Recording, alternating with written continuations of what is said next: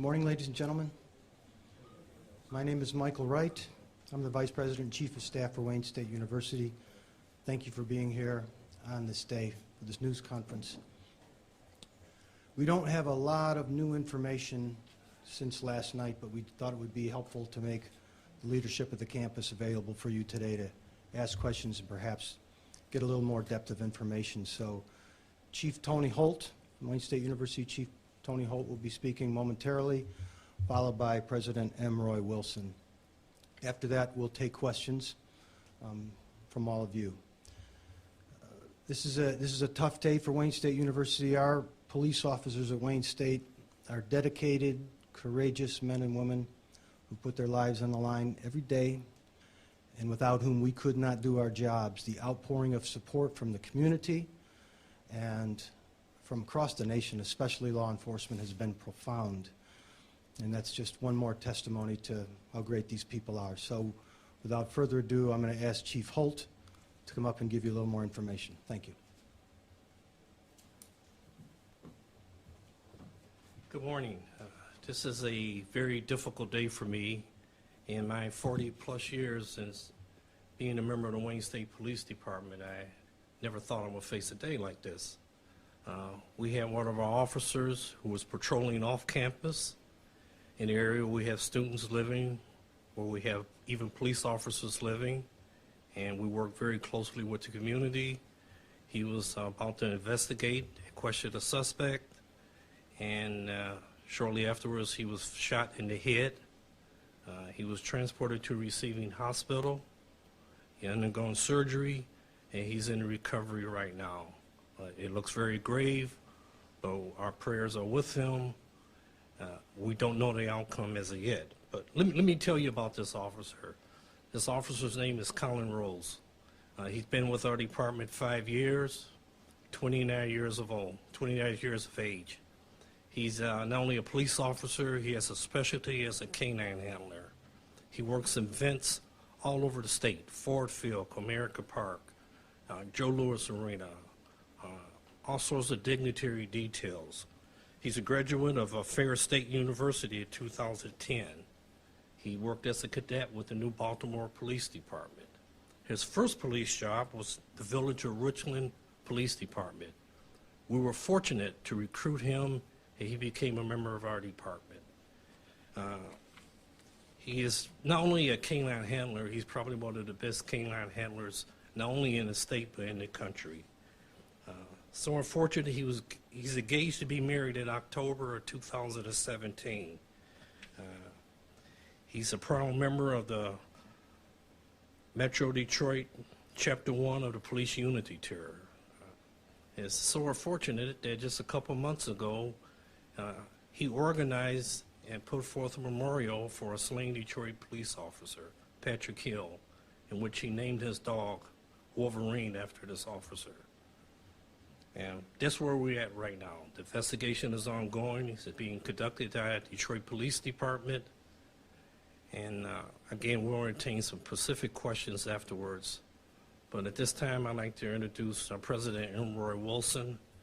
President Wilson has been at the hospital throughout the night, and we get so much support here for our department from the administration. Dr. Wilson.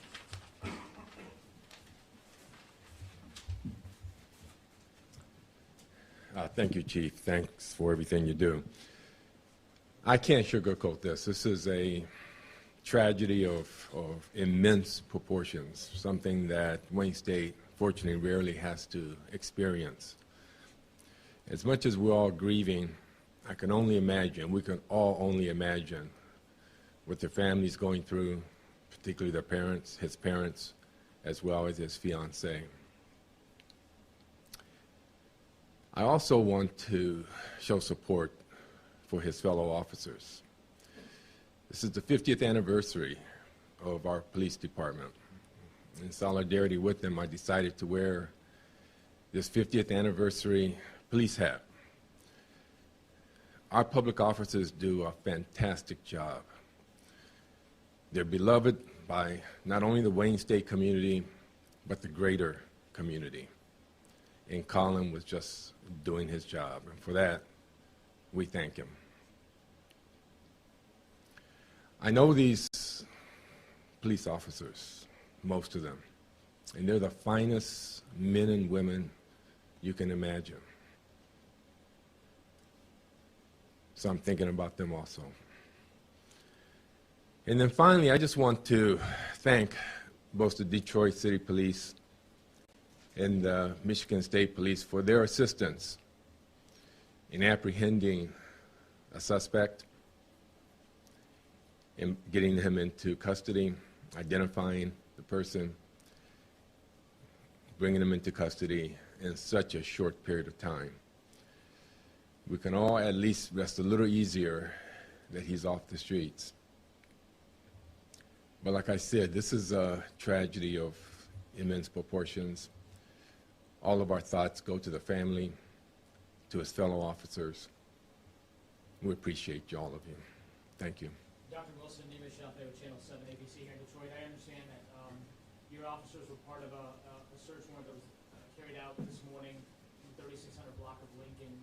What can you tell us about that warrant execution? The chief will have to answer that question. Let me clarify. We have a person of interest. Told he's actually, a warrant has been obtained. He's actually charged with the crime. The investigation is ongoing. That execution of a search warrant was looking for a discovery of physical evidence. We're looking for a possibility where this suspect was. Mind you, this was a case or an incident. We have over 200 officers out there within minutes. Michigan State Police, Detroit Police, federal agencies, and Wayne State Police. This was a total collaborative team effort. And we backed up and we looked at every piece of evidence. Something led us to that address.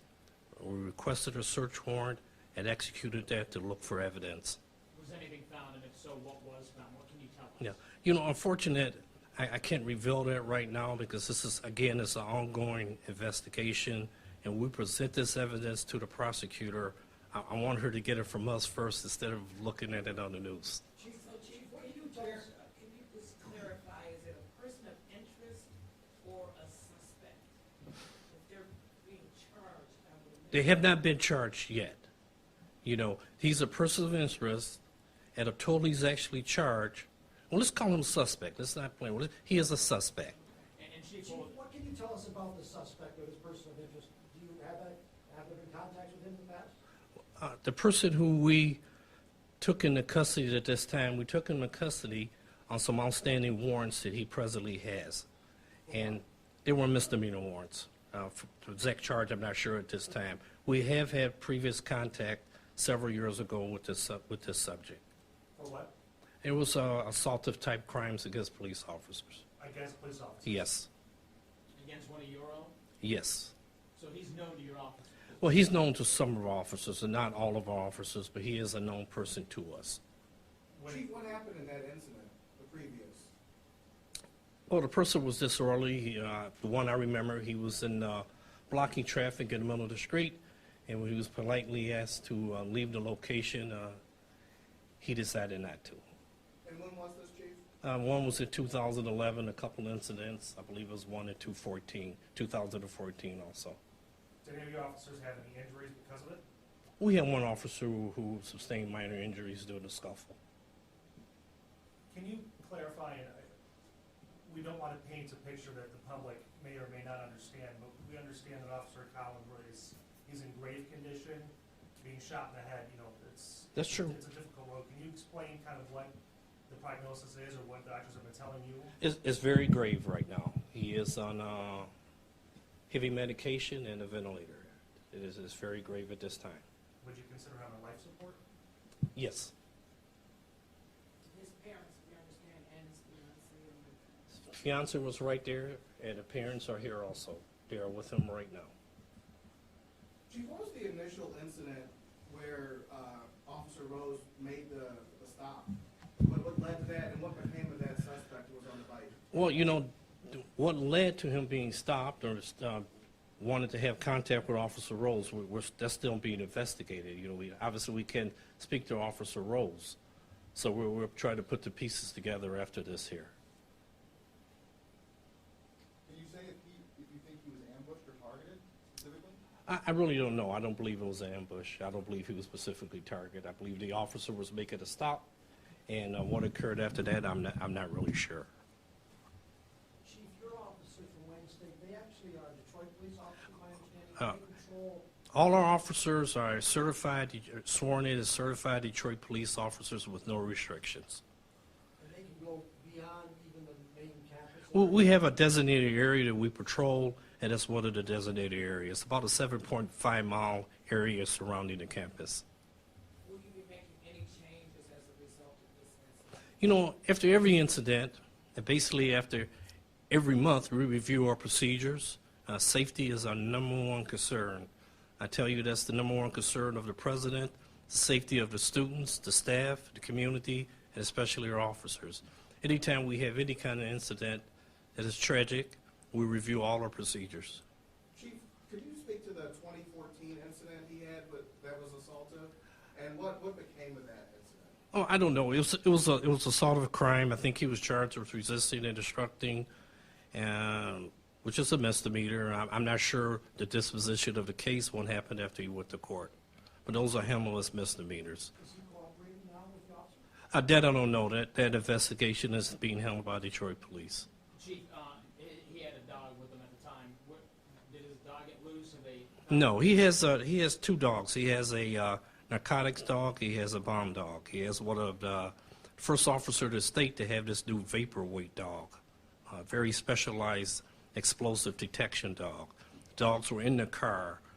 We don't use the dogs as crowd control or if we stop at a subject, we don't take the dog out. He was making a regular police stop, a contact. 2 dogs inside his car. Two dogs.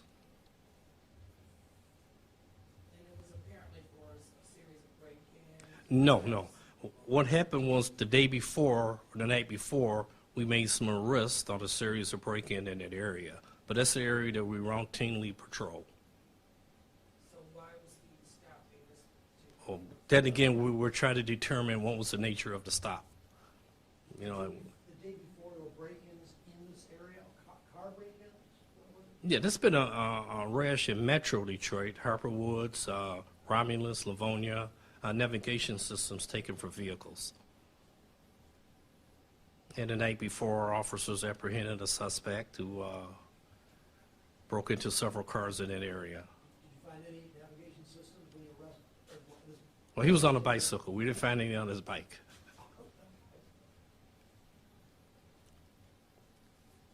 I understand you want the prosecutor to find this out from you guys, but I mean, has the gun been recovered? Or are you guys? The gun has not been recovered. ATF right now has a $5,000 reward out for any information needed to the recovery of the weapon. Chief, how are your other officers? I mean, many of them are here in the room today. I imagine things are somber and difficult. It's very, very difficult. We have a counseling service for the university here, reaching out to the officers, very concerned with how they're reacting to this. But at the same time, they're very, very professional. They know that we are a service-oriented department, and they're going to go right back out there and do the job that people depend upon us to do. And I want to reiterate, this was an off-campus situation event. The campus is very safe. The school is open. Students are here, and we're here to protect them. How many officers do you have in your department, Chief? We have 65. Can I make a, That I really don't know right now. I don't have all the details on that one. if I can just jump in just for a second. In terms of the morale of the officers, you know, they haven't had to deal with something like this ever most of them forever. The last time an officer, a Wayne State officer, was shot was 36 years ago, and he was shot in the leg. Many of these officers are younger than 36, and so they haven't dealt with something like this. And so, as the chief said, you know, they have a lot to try to take in, and we're trying to just be very helpful. In terms of what Colin was doing, one of the things that our public safety officers do is to not only patrol the campus, but to patrol the neighborhood. And it makes the neighborhoods much safer for the neighborhood in terms of the businesses and residents there, but also for our students. And so this is a responsibility that we take willingly to make the neighborhoods safer for our students and our community. President, have you done anything as far as notifying students or asking students to take any extra precautions because of the subject? We have been sending out updates to the entire campus community as they were available. And as always, we tell our students that despite the fact that we have a very safe campus, that we always advise our students to be aware of their surroundings and take precautions and to report anything that's suspicious. And we've been continuing to do that. If I can just add one thing to that. Our students and our campus community have been notified via text, email. On our website, we've had continual updates, and also through our social media. So we've tried to be very transparent and open about this, so everybody knows, and part of that messaging is going to be aware of your surroundings, be vigilant, be safe. Chief, can you speak more to the character of Officer Rose? I mean, he's a young guy, but he seems like he's more involved and has done more with his career than some old veterans at this point. Yes, he have. That's why he's a canine handler. We just don't give a dog to anyone, and we don't give that type of extensive training. He just came back from Georgia for this specialized training with this dog. And not only is he a canine handler, he's very, very involved in the community. He goes to schools, he gives out demos. Again, he's on the police unity tour. I don't believe it's a police officer that has suffered a death anywhere in the United States that he has not been to that funeral, volunteered on his own. He is just an outstanding, proactive officer. He's one credit short of receiving his master's degree. He's going to school. He assists Detroit with the training of their dogs. He's just a really well-rounded, involved officer. Very well liked. If you were at the hospital like I was, well, you see the pouring of emails, text messages, officers coming from Taylor, Livonia, different agencies. I get a call from the chief of Virginia Tech, wishing well for the officers. That just shows you the character of the officer and the nature of this job. What's the master's in? I believe it's in police administration. At Wayne State? Yes.